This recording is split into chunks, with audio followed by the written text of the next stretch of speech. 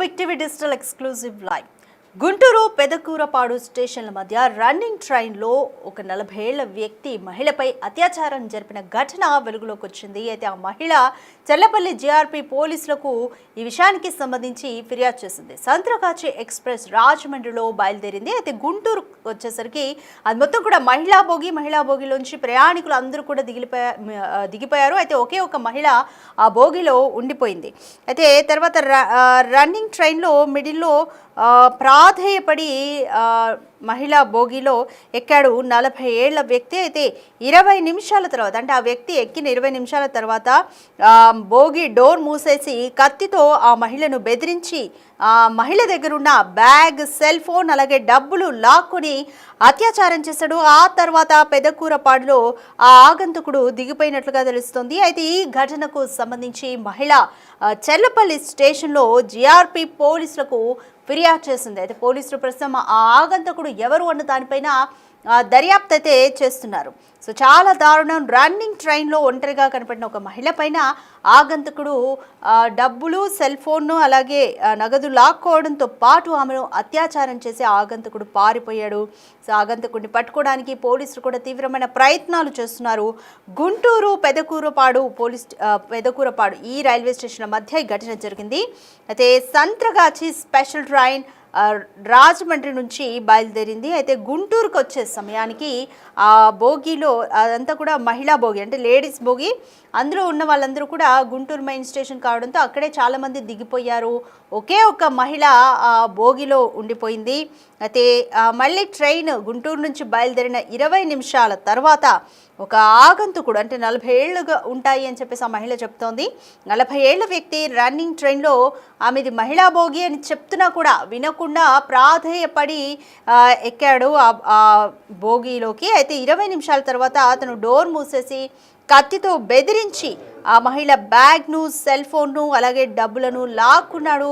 So వీటిని దొంగతనం చేయడంతో పాటు ఆమెను అత్యాచారం చేశాడు. ఆ తర్వాత పెదకూరపాడులో దిగిపోయినట్లుగా తెలుస్తుంది ఆగంతకుడు. తర్వాత చెల్లపల్లికి చేరుకున్న మహిళ చెల్లపల్లి పిఎస్లో జీఆర్పీ పోలీసులకు ఫిర్యాదు చేసినట్లుగా తెలుస్తుంది. దీనికి సంబంధించి మోర్ డీటెయిల్స్ మా ప్రతినిధి సురేష్ అడిగి తెలుసుకుందాం. రైట్ సురేష్, ఒక 40 ఏళ్ల వ్యక్తి మహిళా బోగిలో ఒంటరిగా మిగిలిపోయిన మహిళ పట్ల అత్యాచారం చేసి తన సెల్ ఫోన్ డబ్బుల్ని కూడా లాక్కెళ్ళినట్లుగా తెలుస్తుంది. చెల్లపల్లి పిఎస్లో ఆ మహిళ ఫిర్యాదు చేసింది. సో పోలీసులు ఏం చెప్తున్నారు? Complete details.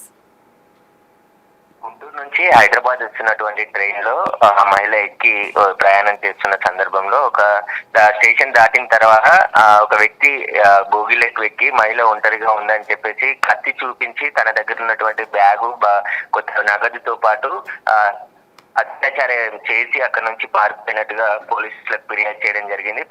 పెద్దకూరుకు సంబంధించిన స్టేషన్ లో ఆ వ్యక్తి దిగిపోయినట్టు పోలీసులకు ఫిర్యాదు చేయడంతో పోలీసులు ఆ స్టేషన్ లో ఉన్న సీసీ కెమెరా ఫుటేజ్ కూడా పరిశీలిస్తున్నారు.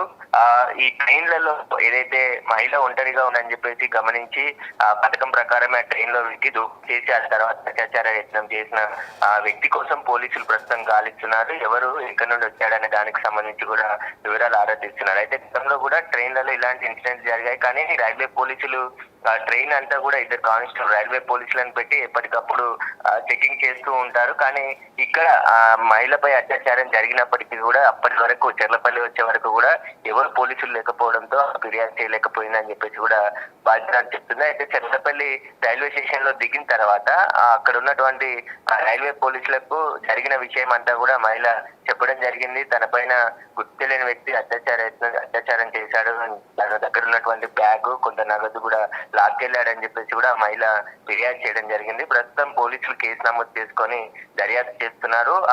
ఏ స్టేషన్ అయితే దిగాడో అతను దానికి సంబంధించి పూర్తిగా అక్కడ ఉన్నటువంటి సీసీ ఫుటేజ్ అంతా కూడా పరిశీలిస్తున్నారు. అక్కడ ఉన్న పోలీసులకు కూడా సమాచారం ఇవ్వడం జరిగింది. రైల్వే పోలీసులతో పాటు పెద్దపూర్ గారికి సంబంధించిన లోకల్ పోలీసులకు కూడా సమాచారం అందించి ఆ వ్యక్తిని పట్టుకునే పనిలో ప్రస్తుతం పోలీసులు ఉన్నారు.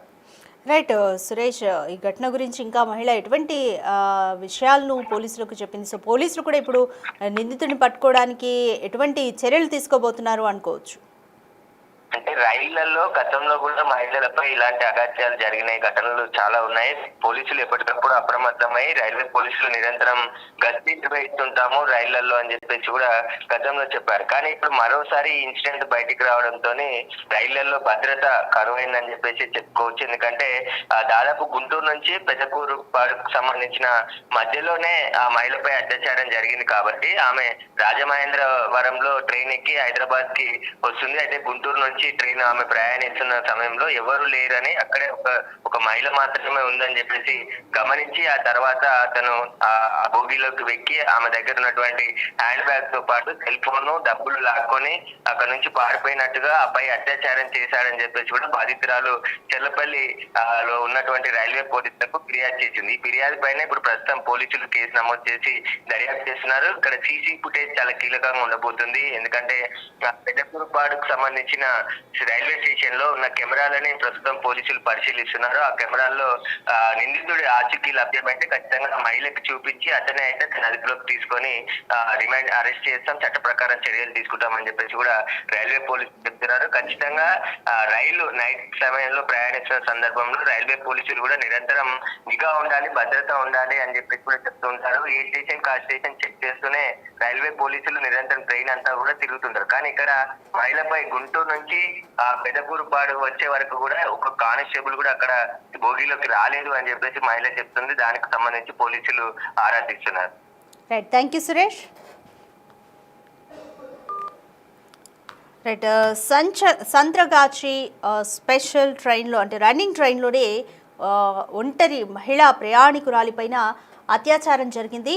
అయితే సంత్రగాచి ఎక్స్ప్రెస్లో రాజమండ్రి నుంచి మహిళ బయలుదేరింది. అయితే గుంటూరుకు వచ్చేసరికి కూడా ప్రయాణికులంతా కూడా ఆ మహిళా బోగిలో ఉన్న ప్రయాణికులంతా కూడా గుంటూరు మెయిన్ స్టేషన్ కావడంతో అక్కడ దిగిపోయారు. అయితే అదే బోగిలోకి అంటే మహిళా బోగిలోకి జనరల్గా మగవాళ్ళు ఎక్కలేరు. బట్ కాకపోతే ఒక 40 ఏళ్ల వ్యక్తి వచ్చి ప్రాధేయపడి ఆ మహిళను బాగా ప్రాధేయపడి ఆ బోగిలో ఎక్కినట్లుగా తెలుస్తుంది. అయితే 20 నిమిషాల తర్వాత ట్రైన్ బయలుదేరిన 20 నిమిషాల తర్వాత ఆ సదరు వ్యక్తి మహిళను కత్తి చూపించి బెదిరించి సెల్ ఫోన్ను అలాగే ఆమె దగ్గరున్న డబ్బును లాక్కుని ఆమె పైన అత్యాచారం చేసి పెదకూరపాడు స్టేషన్లో ఆగంతకుడు దిగిపోయినట్లుగా అయితే తెలుస్తోంది. అయితే మధ్యలో